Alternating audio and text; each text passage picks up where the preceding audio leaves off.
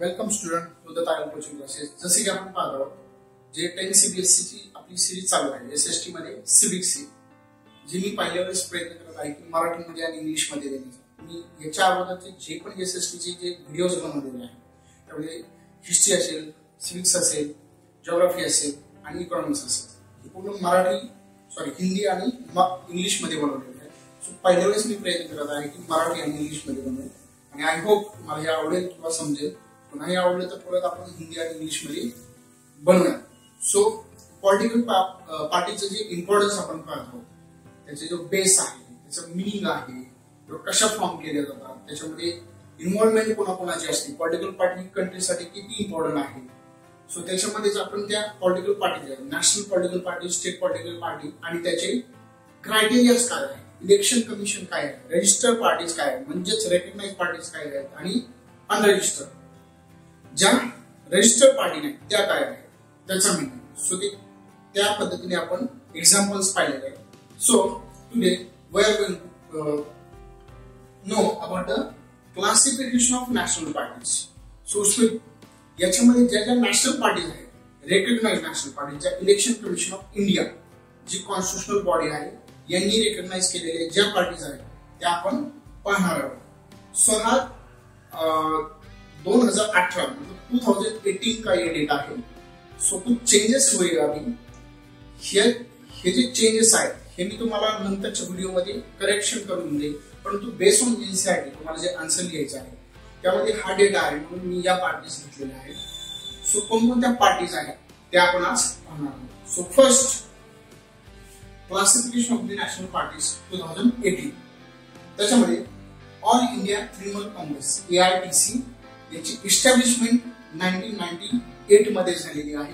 So base in West Bengal, so याचा जो base आहे हा वेस्ट बेंगॉल मध्ये आहे।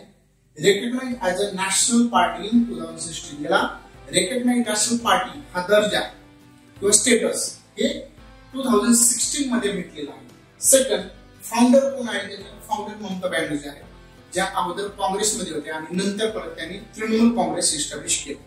सो ममता या रेल्वे मिनिस्टर पण राहिले आहेत, त्यांचा राजकीय प्रवास खूप झालेला म्हणजे खूप लॉंग राहिलेला आहे। जिल्हे म्हणजे अशा बऱ्याच लेडी आहेत भारतीय राजकारणामध्ये ज्या चीफ मिनिस्टर राहिलेले आहेत, आज वेळेला सेंट्रल मध्ये मिनिस्टर पण राहिलेले। याच्यावर तुम्ही वेगळं लेक्चर पडेल, परंतु आता समजून घ्या की Mamata Banerjee. So communitive secularism federalism म्हणजे यांची आयडियोलॉजी काय आहे, communitive secularism and freedom. Also has the presence in Arunachal Pradesh, Manipur आणि त्रिपुरा। मेजर पॉलिटिकल प्रेझेंट यांचा कुठे आहे प्रेझेन्स वेस्ट बेंगॉल मध्ये, परंतु अदर स्टेट मध्ये पण यांचा प्रेझेन्स आहे। कुठे आहे तो? सो अरुणाचल प्रदेश, मणिपूर आणि त्रिपुरा। सेकंड जी पार्टी आहे national party as a recognise national party, registered party, communist party of India Marxist, त्याला CPIM याची इस्टॅब्लिशमेंट कधी आहे 1964 मध्ये। ठीक आहे। सो मार्क्सिस्ट आयडियोलॉजीच्या बेसवरती पार्टी आहे। सो जी जर्मन पॉलिटिकल थिंकर म्हणून आपण त्यांना, रायटर म्हणून ज्यांनी कामगाराचे, लेबरचे राइट्स मांडले, दास कॅपिटल असा जगप्रसिद्ध वर्ल्ड फेमस उन्होंने बुक भी लिखा है। सो ये जो आइडियोलॉजी इनके ऊपर ही पार्टी है। ठीक है। फर्स्ट इनके मतलब क्या क्राइटेरिया है, believes in the Marxist Leninism.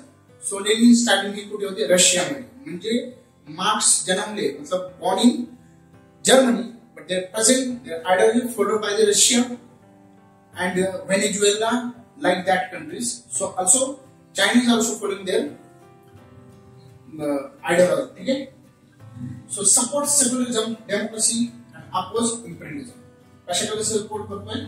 Support secularism, democracy and oppose imperialism. Imperialism थ्रूच म्हणजे जे ब्रिटिशर भारतात आले होते त्यांनी आपल्या इथे इम्पेरियलिझम अप्लाय केलं होतं आपल्यावर। ठीक आहे।